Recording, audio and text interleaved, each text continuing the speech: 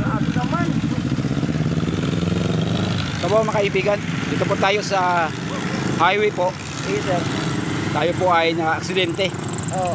O di naman natin ito na sinasadya po mga kaibigan. Talagang aksidente ito. Si Kuya. Kuya, pwede bang masabi ang pangalan mo? Jeremy Takda po. Jeremy Takda. Takda. Taga saan po Kuya? Panganiban po. Panganiban mga kaibigan. Ako po si Mother Anthony. At galing kaming Kunin ko na yung cellphone ko, matawag ako sa kaibigan. kaming Bible study. Ayan o. Ito yung nangyari sa amin o. Pero mga kaibigan, talagang aksidente yung pagyayari po dito.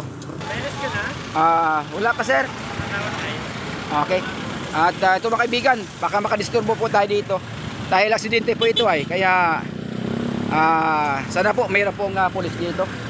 Sir, pwede makapakuha ano sir? Sige po, salamat po sir. Thank you po.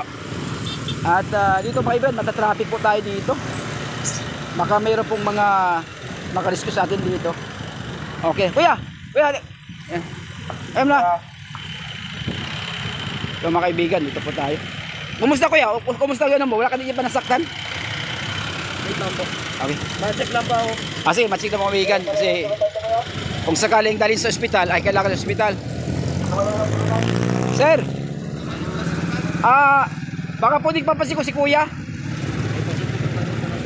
Hindi naman po wala lang tama. Po, hindi ko kulang sa kanya eh. Nakala lang namin ng talisay. Sige po, salamat po. Sige po, salamat po sir. Okay. Dito mga kaibigan, no, talagang tayo mismo ang aksidente po dito. Hindi po tayo na ano. Hindi ko po na nangyari dito. Bigla lang po mga kaibigan, papasok ako.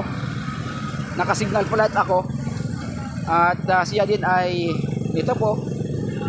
Kaya patawa na po kami ng pulis. Yan po. Wala pa naman po ang ano. Dito mo tayo mag ano pa sa traffic.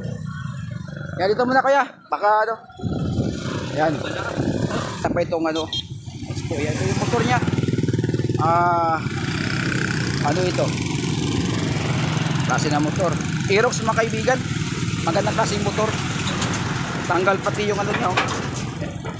Yung sa atin nakasignal light na po tayo. Ayan o. Saka dito sa kanya, hindi ko alam kung bakit na, talagang aksidente po mga kaibigan.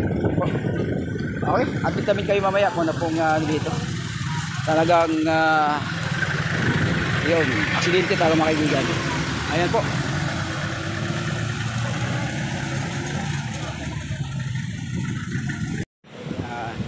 Dadali po namin si Kuya sa Provincial Hospital. Ito na po itong ambulansya. At sasamahan po natin dahil gusto pong maklear po yung kanya pong kalusugan. Sa akin po mga kaibigan. Mga kaibigan. Ito na may mga pulis rin. Clear na po yung ano. Kanyang license. Ito po yung ORCR po niya dahil bago po yung motor.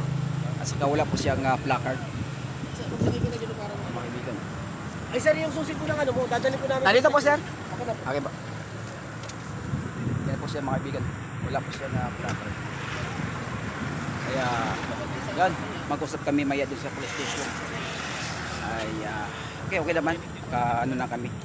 Wala naman pong sakitan loob talaga ang dala sa mga kaibigan.